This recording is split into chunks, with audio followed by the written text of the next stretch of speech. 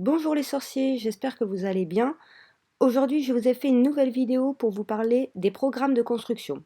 Cette notion concerne la leçon Géom 8 de votre livret de mathématiques et la ceinture bleu foncé de géométrie.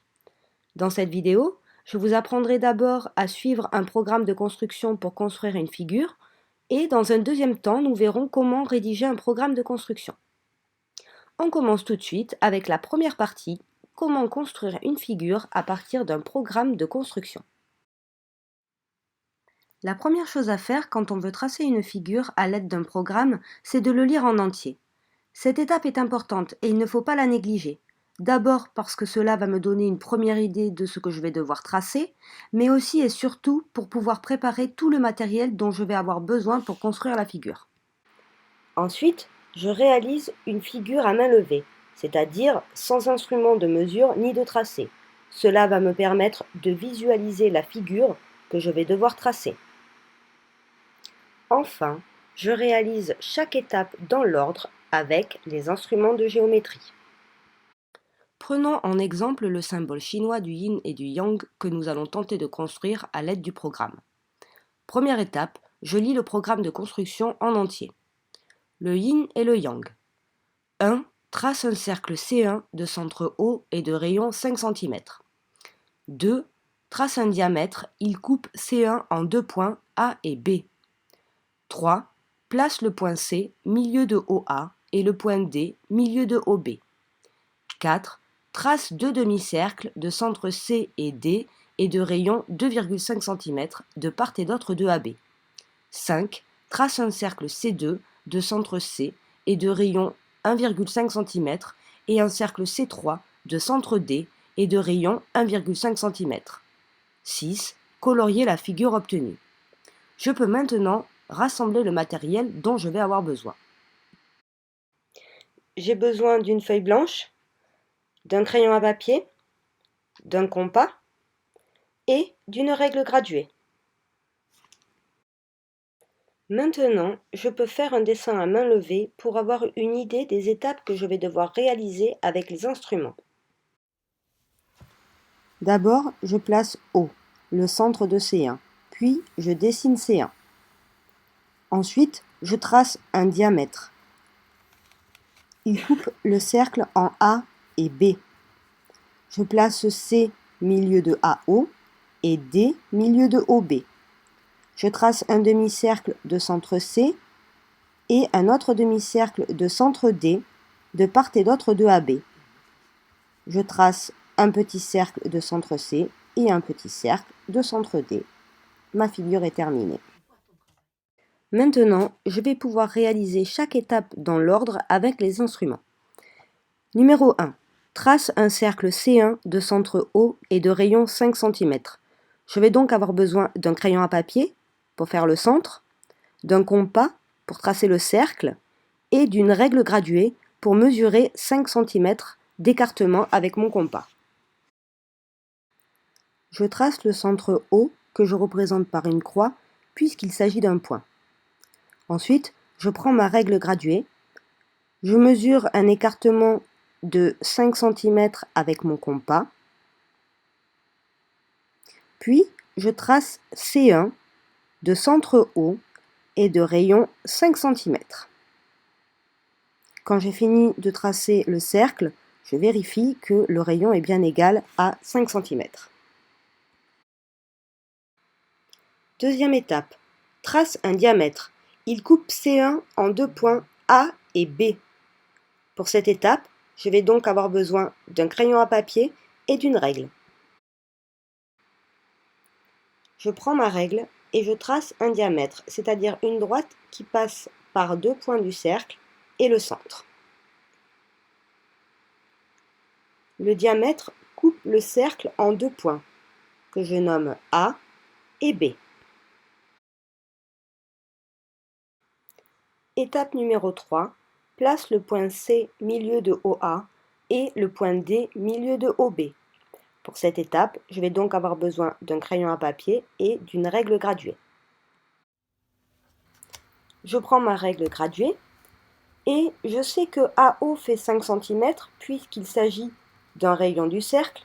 Je place donc le milieu à la moitié, soit 2,5 cm, ou 2 cm et 5 mm. Je place C, puis je fais la même chose pour D, au milieu de OB, à 2,5 cm.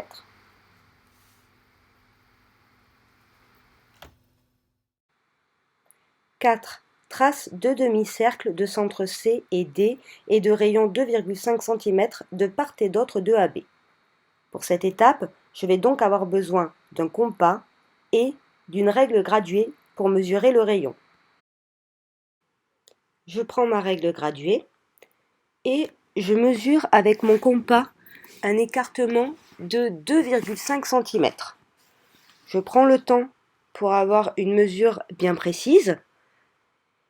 Et quand la mesure est bien prise, je pique la pointe de mon compas sur C et je trace un demi-cercle de centre C de rayon 2,5 cm sur la gauche de AB.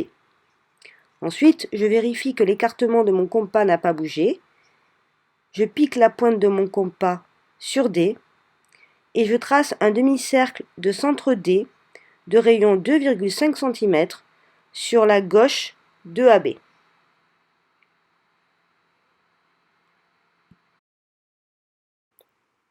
Étape 5. Trace un cercle C2 de centre C et de rayon 1,5 cm et un cercle C3 de centre D et de rayon 1,5 cm. Pour cette étape, je vais donc avoir besoin d'un compas et d'une règle graduée. Je prends ma règle graduée et je mesure avec mon compas un écartement de 1,5 cm. Je pique la pointe de mon compas sur C et je trace un cercle de centre C et de rayon 1,5 cm. Je vérifie que l'écartement de mon compas n'a pas bougé, je réajuste au besoin, puis je pique la pointe de mon compas sur D et je trace un cercle de centre D et de rayon 1,5 cm. La figure est terminée, je peux donc gommer les traits de construction, c'est-à-dire les traits dont je n'ai plus besoin. Ici, il s'agit du diamètre AB, puis je colorie la figure.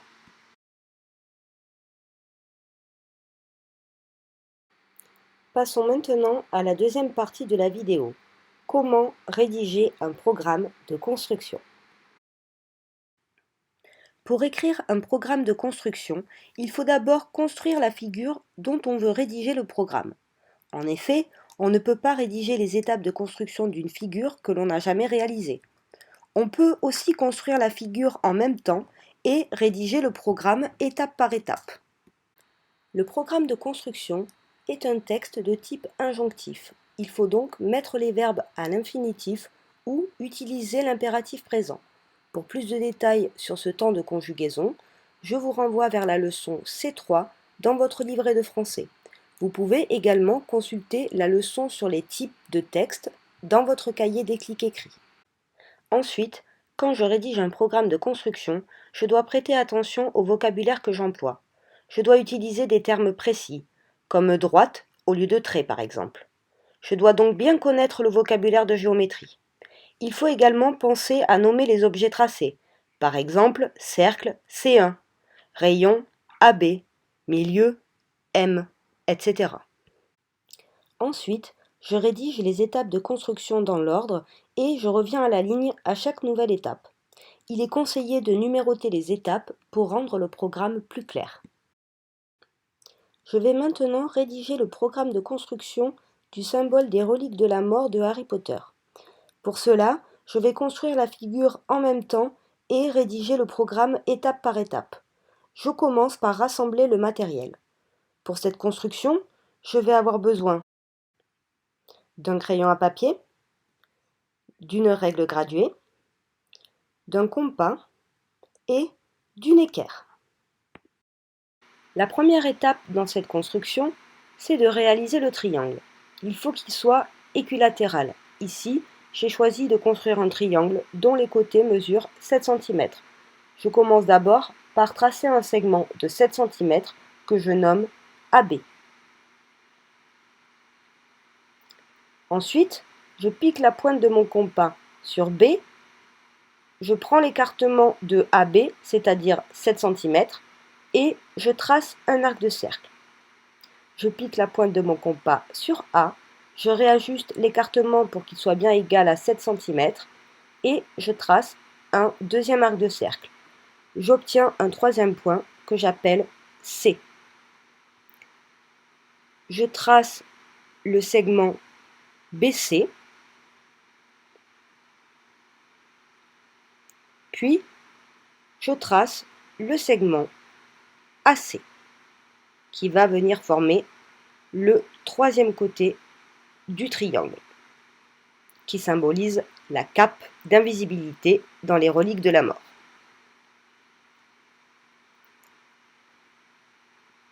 Une fois le triangle terminé, je vérifie la mesure des côtés. Chaque côté doit mesurer exactement 7 cm.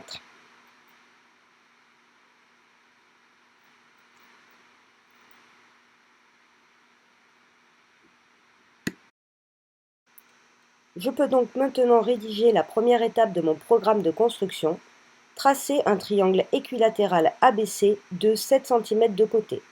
Il n'est pas utile de préciser comment tracer le triangle équilatéral. Passons maintenant à la seconde étape. La deuxième étape consiste à tracer les trois hauteurs du triangle. Je vais donc avoir besoin de l'équerre. Pour rappel, la hauteur d'un triangle est une droite issue d'un sommet qui coupe perpendiculairement le côté opposé. Je commence par tracer la hauteur issue de C qui coupe perpendiculairement AB. Ensuite, je trace la hauteur issue de B qui coupe perpendiculairement AC. Je prends le temps de bien placer l'équerre.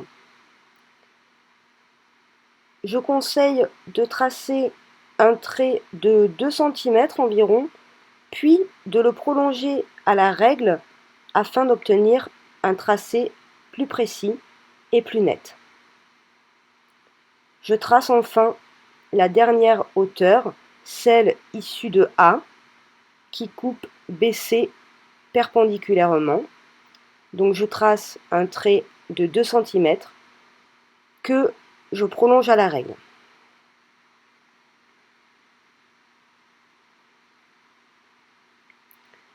Je nomme D le point d'intersection entre la hauteur issue de C et AB, et je nomme O le point d'intersection entre les trois hauteurs.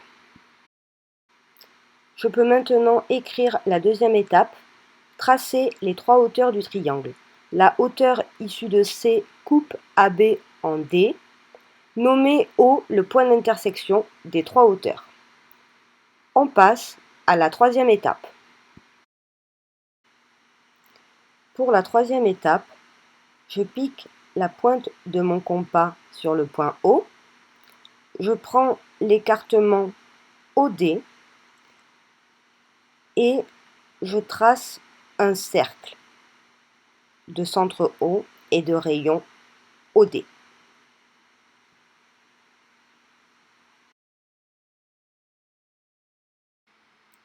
Je peux donc rédiger la troisième étape de ce programme, tracer un cercle de centre O et de rayon OD. Je peux maintenant passer à la dernière étape, il s'agit de gommer les traits de construction. Et voici la figure obtenue.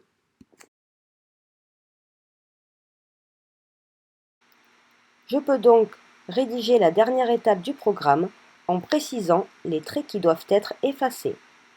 4. Effacer la hauteur issue de A et celle issue de B, ainsi que les lettres. Et voilà, c'est la fin de la vidéo. J'espère que celle-ci vous a aidé. N'hésitez pas à me dire les notions que vous aimeriez que j'explique dans une prochaine vidéo. En attendant, je vous dis à bientôt les sorciers et surtout, prenez soin de vous.